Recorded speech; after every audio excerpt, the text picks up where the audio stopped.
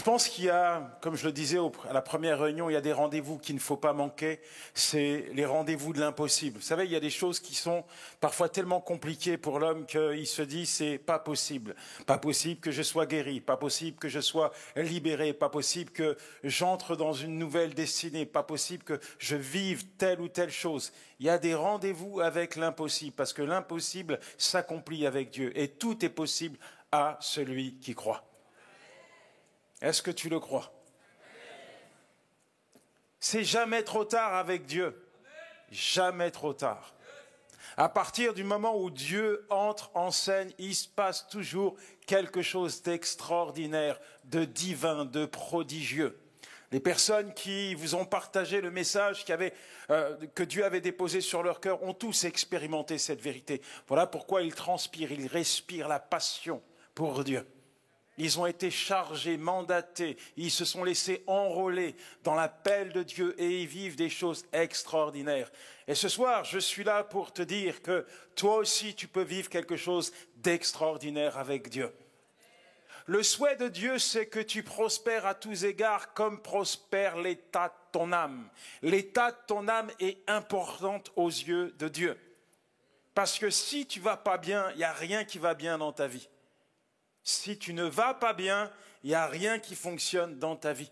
Voilà pourquoi Dieu se plaît à inviter, à attirer ses enfants dans sa présence, parce que là, dans sa présence, il va leur communiquer un message de vie, un message de paix, un message d'amour, un message de pardon, un message de grâce, un message de réconciliation, un message de restauration, un message qui change, qui bouleverse, qui transforme une vie. Dis à ton voisin, Dieu a un message pour toi. Secoue-le un peu. Dis-lui, Dieu a un message pour toi. S'il vous plaît, il n'est que 21h, on a bientôt fini, mais je crois que c'est ton heure. C'est ton heure.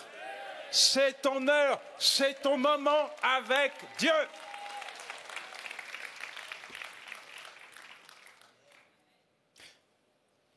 Peut-être que tu es là ce soir, tu as entendu des bonnes paroles, tu t'es levé, tu t'es dit, je veux recevoir ce que le pasteur a dit, je veux ma bénédiction, etc., etc. Mais finalement, au fond de ton cœur, tu sais que ta vie, c'est une galère. Tu as laissé tes galères à l'entrée de l'église, mais tu vas ressortir. Même là, tu es là dans ta tête, tu dis, mais comment je vais faire? Tellement de problèmes. Peut-être que tu as laissé ta bouteille à l'extérieur. Ta bouteille de Jack. Peut-être que tu as laissé tes cigarettes à l'extérieur. Peut-être que tu as laissé tes médicaments à l'extérieur. Peut-être que tu as laissé ta dépression à l'extérieur. Peut-être que tu as laissé tes angoisses, tes peurs, tes stress. Tout ce qui te détruit intérieurement, ta maladie, tu l'as laissé à l'extérieur. Et tu viens vivre un moment, mais dans ton cœur, tu sais que dès que tu vas ressortir d'ici, tu vas récupérer ce que tu as laissé à l'entrée. Mais ça ne doit pas se passer comme ça. Ça ne peut pas se passer comme ça. C'est pas possible, parce que lorsque Dieu pose sa main sur quelqu'un, il se passe forcément quelque chose. J'ai dit, ça ne peut pas se passer comme ça. Tu ne peux pas repartir chargé de tes fardeaux, de tes addictions. Il doit se passer quelque chose pour toi ce soir.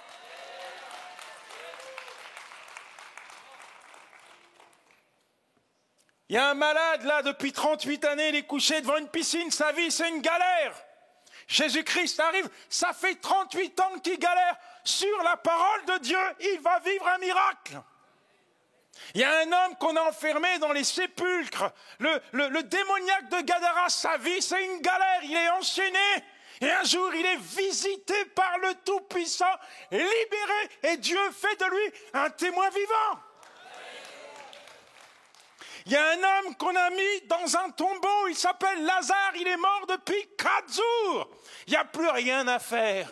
Quand la mort arrive, il n'y a plus rien à faire. Mais Jésus entre en scène et sur une parole, ce mort ressuscite. Dis à ton voisin, ta vie, ce n'est pas une galère. Car moi, l'Éternel, je connais les projets que j'ai formés sur vous. Des projets de paix et non de malheur, afin de vous donner un avenir et de l'espérance. J'ai dit, un avenir et de l'espérance. Tu es peut-être arrivé ici, tu as mis un point à ton avenir, à ton futur. J'aimerais te dire, s'il te plaît, mets une virgule et laisse Dieu faire le reste. Peut-être que tu es en train de te dire, oui, mais ma vie, c'est une galère. Ben, il y a des gens qui ont galéré ici quand même. J'en connais un, je suis venu avec, il s'appelle Éric Mercantia. Il est où, Éric? Éric Mercantia. Ah, bonjour. Ça va? Installe-toi. Alors, là, on est à l'église Emelka, mais imagine que tu es dans un commissariat, en garde à vue. Moi, je suis l'inspecteur Colombo, je viens de t'arrêter, je t'ai mis les menottes, tu es dans mon bureau et tu vas tout me raconter. Alors, qui tu es, toi? Oh, qui je suis? Parle-moi de ta vie, c'est quoi ton enfance? Dans mon enfance, je passe dans une broyeuse à sentiments. Tout ce qui doit broyer un enfant, je passe dedans. Tous les sentiments d'un enfant sont cassés. J'ai la rage de voir ma mère se faire frapper. J'ai ce sentiment d'impuissance, de voir mon incapacité. J'ai peur. Je crie, je pleure. Impossible. Impossible de sortir de ça. Mon père frappe ma mère. Je ne peux rien faire. J'essaie de la défendre, je prends des coups. Quand je pleure, parce que j'ai trop mal, ma mère me dit pleure en silence, parce que ton père va nous trouver. Voilà mon enfance. L'adolescence? L'adolescence, ma mère me colle dans une pension, qu'on va dire pension-prison, pendant 10 ans, même cours, même récréation, même dortoir, même réfectoire. Quand les gens rentrent chez eux, moi je reste là. Je suis seul. Une vraie prison, quoi. Une vraie prison. Une pension-prison. Et tes parents, ils sont où? Mes parents se sont séparés, on est allé en France avec ma mère, et elle m'a collé en pension jusqu'à l'âge de 18 ans. Comment tu le vis dans ton cœur, ce manque d'amour, sans rejeter? Un vide, je suis une pierre. Je n'ai pas de sentiments, pas d'émotions, je suis particulier, je suis bizarre. Tu parlais de l'enfer, mais je ne me questionne même pas, j'ai déjà un pied dedans par rapport à ce que je vis. C'est quelque chose de particulier. Quand tu sors de cette pension, qu'est-ce qui se passe? Alors quand je sors de là, c'est extraordinaire parce que au départ, je suis un peu effrayé. Je ne voulais pas entrer dans cette pension, puis quand j'y reste, finalement, ça me protège. Et quand je sors, je suis perdu. J'ai envie de fuir, mais en même temps, j'ai envie de rattraper tout le temps. Et là, il m'arrive quelque chose de particulier. J'ai l'opportunité, entre guillemets, d'être patron d'une affaire brillante, un bar. J'ai 19 ans. C'est tout juste ce qu'il ne me faut pas. Beaucoup d'argent. Je sors, je bois, je fume, je me bats. Et là, c'est l'escalade. La galère. La galère. La descente. Le début de la descente. Qu'est-ce qui va se passer après? La descente, c'est quand je rencontre quelqu'un, après avoir perdu mon bar, je veux garder le même niveau de vie. Gagner beaucoup d'argent, mais sans travailler, c'est dur. Alors, de mauvaise rencontre en mauvaise rencontre, un jour, un gars me plante une seringue dans le bras, une seringue de cocaïne, d'héroïne, et me fait signer pour des années d'addiction. Un shoot mortel. Un shoot mortel. Et comment ça va se traduire, ça va se transformer en addiction profonde. Mais surtout, il arrive un moment où cette espèce de lune de miel avec la drogue disparaît et où ton corps crie de douleur, des douleurs atroces. Et là, il faut trouver l'équivalent de 300-400 € par jour pour fournir une dose. Comment tu fais? Tu cambrioles, tu voles. Raconte, dis tout, là, t'es au commissariat. Sinon, tu vas m'arrêter aussi. Qu'est-ce que tu fais pour avoir 400 € par jour? Pour avoir 400 € par jour, je fais des cambriolages à main armée, je monte des coups, je cambriole des villas pendant que les gens dorment. On rentre, on prend l'argent. Tous les bords de mer. Tous les jours, tu t'injectes tout ça dans les veines. Ouais. Tu as les veines en or? En or. Plus qu'en or. Tu as envie de t'arrêter à un moment donné, de te droguer ou... Il y a un moment, l'envie est là. C'est un vœu pieux parce qu'on en est incapable. Alors la seule solution qu'il existe à cette époque, dans les années 80, parce que c'est les années sida, les années hépatite et tout ça, et il n'y a pas beaucoup de solutions. L'endroit où je me faisais ça chaque jour, c'est un endroit pour les Parisiens qui s'appelle l'île aux Chalons. L'île aux Chalons, c'est des squats sordides. C'est Stalingrad, quoi. Voilà, mais pire, des squats. C'est-à-dire qu'il y a des gens qui habitent là dans l'insalubrité, il y a des femmes qui se prostituent pour avoir leur dose, il y a des gars qui cambriolent des trucs, ils amènent la marchandise qu'ils ont volée en échange de la drogue.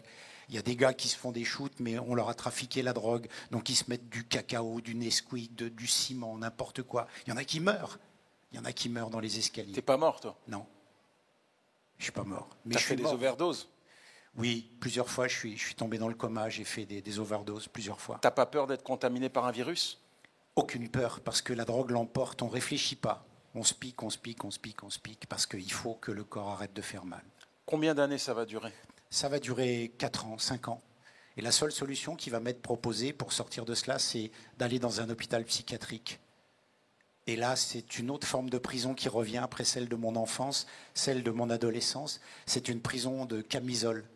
On m'attache sur un lit avec des menottes, on me met une camisole de force et on me dit laisse passer 3-4 jours, ça va aller mieux.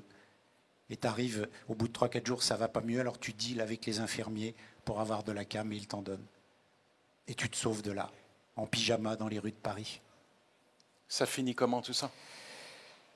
Ça finit que je rencontre celle qui deviendra ma femme, à qui je fais vivre un véritable cauchemar, puisque c'est la suite.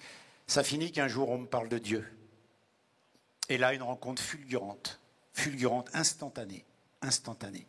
J'entends la parole de Dieu et en sortant de l'endroit où je suis rentré, je suis transformé immédiatement. Ma vie va changer radicalement.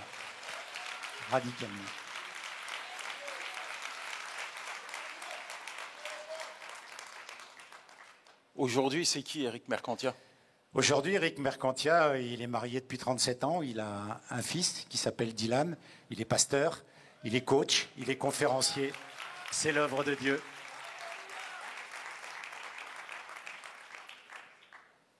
Si tu as un message à transmettre à quelqu'un qui lutte avec des addictions, ça serait quoi?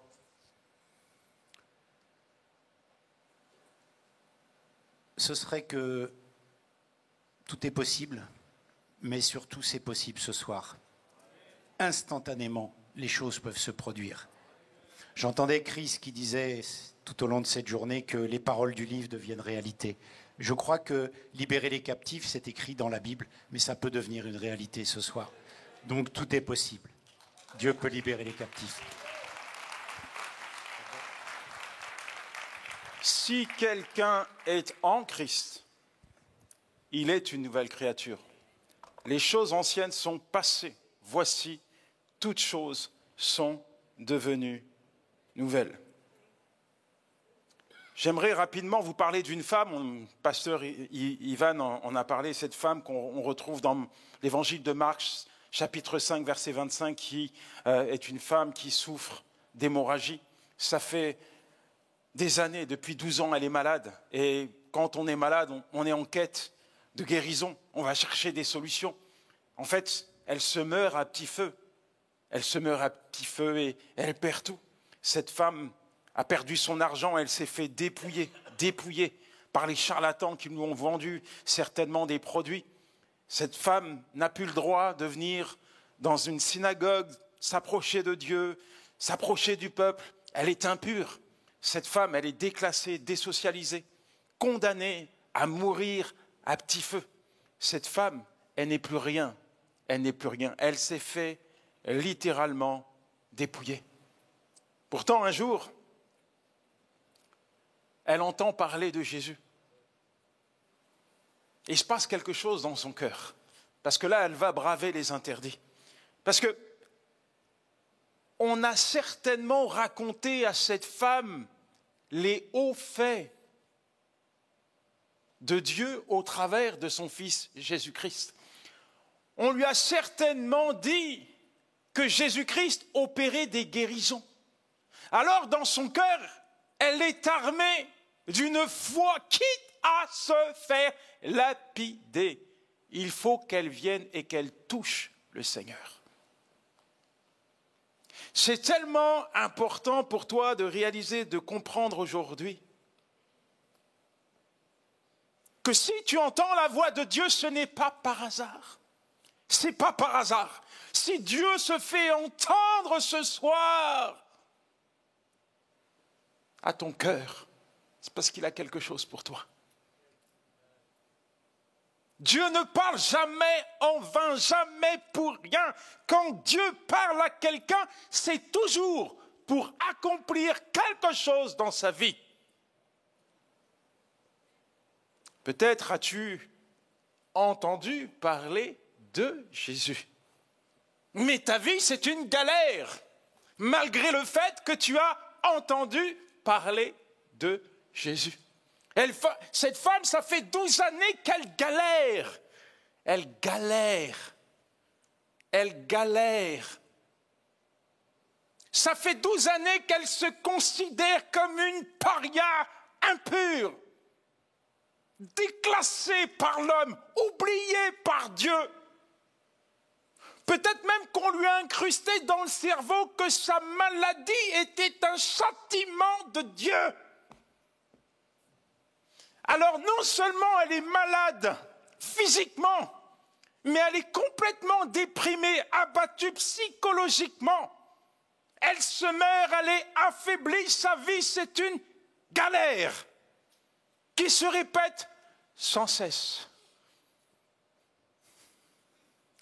Mais cette femme avait quelque chose que l'homme ignorait. C'est un petit zeste de foi. La Bible dit que dans son cœur, elle se disait, si simplement je peux le toucher, alors je serai guérie. Ça fait 12 ans qu'elle tourne en rond, ça fait 12 ans qu'elle cherche la guérison, mais là, elle entend parler de Jésus et sa foi commence à la bousculer, la réveiller, la pousser à braver les interdits, quitte à se faire lapider. Il faut qu'elle touche le Seigneur parce que dans son cœur, elle sait que si elle touche le Seigneur Jésus-Christ, elle va obtenir sa guérison.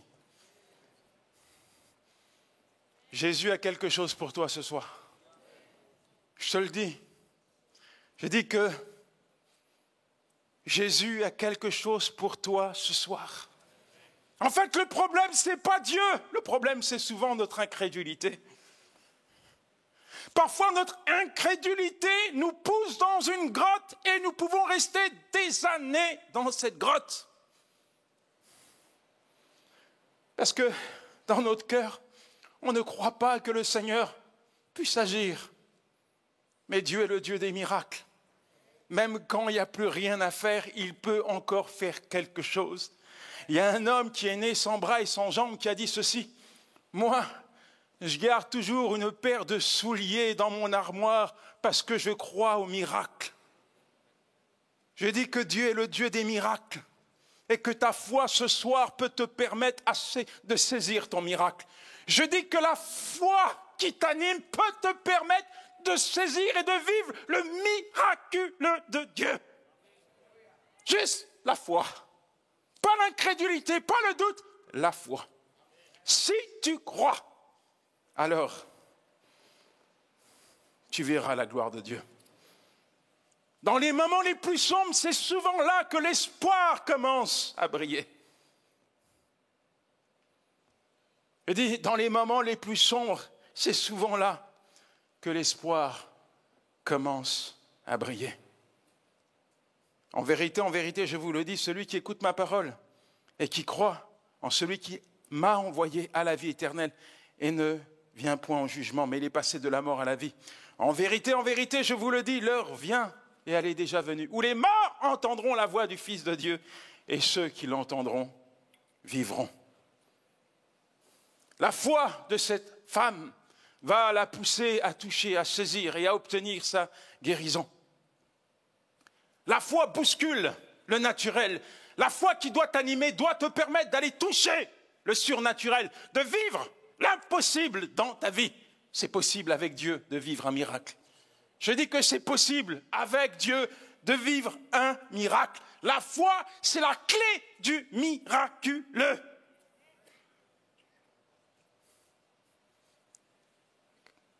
Quand Jésus s'aperçoit qu'une force est sortie de lui, il se retourne et il dit « Qui m'a touché ?»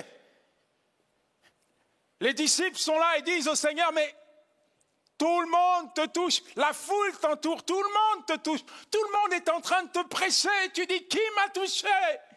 Oui, mais il y a beaucoup de gens qui sont là. Mais il n'y en a une personne qui l'a touché par la foi. Je dis, il y a beaucoup de gens qui étaient là pour entendre, pour voir. Mais très peu croyaient en lui. Mais cette femme qui était diminuée physiquement a touché le Seigneur. Elle était armée d'une foi qui lui a permis de vivre sa guérison. Tu es là ce soir. Et nous allons prier, on va terminer par la prière. Je pense que c'est le moment même le plus important de cette réunion. Mais sois pas un spectateur, sois un acteur. Vis quelque chose avec Dieu. Je te dis, vis quelque chose avec Dieu. Sois l'acteur de ta guérison, sois l'acteur de ta délivrance, sois l'acteur de ta restauration, sois l'acteur, pas un spectateur. Regarde pas simplement ce que Dieu va faire dans la vie des autres. Viens toucher le Seigneur par la foi et vis ton miracle. Jésus-Christ regarde cette femme qui lui dit toute la vérité. Et Jésus va lui dire, ma fille, ta foi t'a sauvée. Va et sois guérie. Il y a plus qu'une guérison. Il y a plus qu'une guérison là. Il y a le salut. Les guérisons, les délivrances sont temporaires, mais le salut, il est éternel. Quand Dieu pose sa main sur toi, c'est pas simplement pour te guérir, mais c'est pour révolutionner, transformer, métamorphoser ta vie tout entière. Merci ma sœur.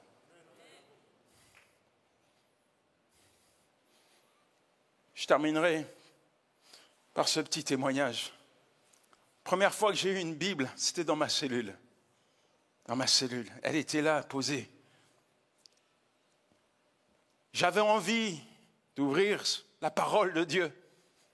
Mais plein de pensées limitantes, de croyances qui m'enfermaient, qui me poussaient à me culpabiliser. T'es trop sale, t'es trop mauvais, t'es indigne, t'es impropre. Dieu ne t'aime pas, t'es chez toi dans cette prison ici, avec des gens qui te ressemblent. Dieu n'a pas de projet pour toi.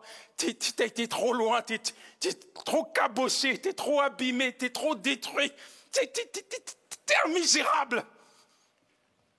Le diable m'assommait, m'atomisait avec ce type de pensée. Alors, j'ai lutté contre moi-même, j'ai bataillé contre ces pensées, et quand bien même j'essayais de mettre ma main sur la parole de Dieu, j'ai ces barreaux sous mes yeux. C'est le summum. J'ai des barreaux qui me rappellent que je suis juste un matricule, rien de plus. Un déclassé de la société qui a été abandonné par ses parents, qui a été placé dans une cellule de prison. Laissé pour contre. Et j'ai ces barreaux qui me rappellent tout ça. Et en réalité, l'image de ces barreaux, c'est ces barreaux qui sont dans ma tête aussi. Mais, tu sais, même quand tu n'as pas de force, même quand tu es à bout, quand tu es fatigué, quand tu te sens impur, indigne, petit comme le rebut de la société, un paria, un lépreux comme cette femme, et que tu es là, que Dieu se présente devant toi et qu'il t'appelle.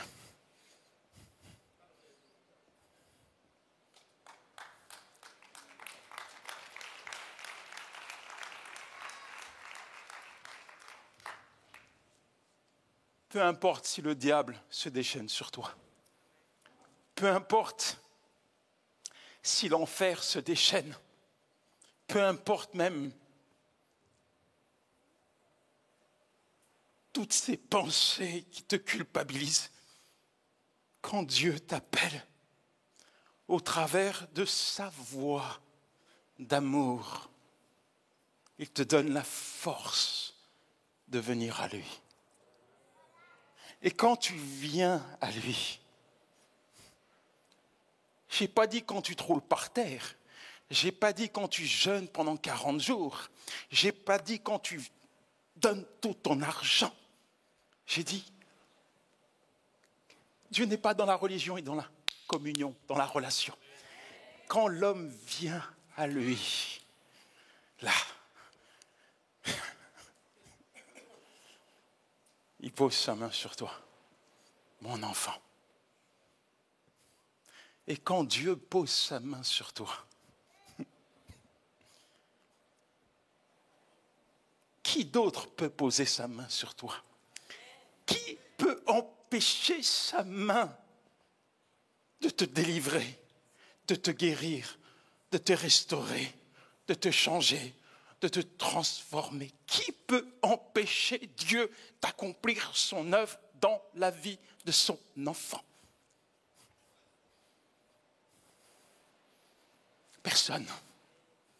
Alors, je me suis positionné dans ma cellule crasseuse, au milieu des rats, des cafards, dans cet endroit puant.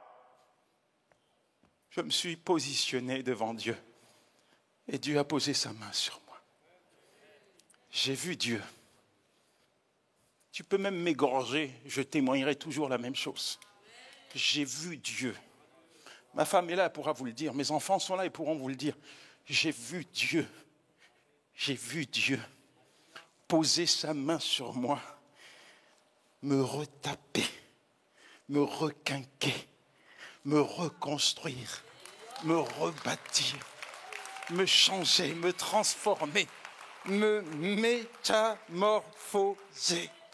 Dieu a fait de moi un homme, un père, un mari, un prédicateur de l'Évangile.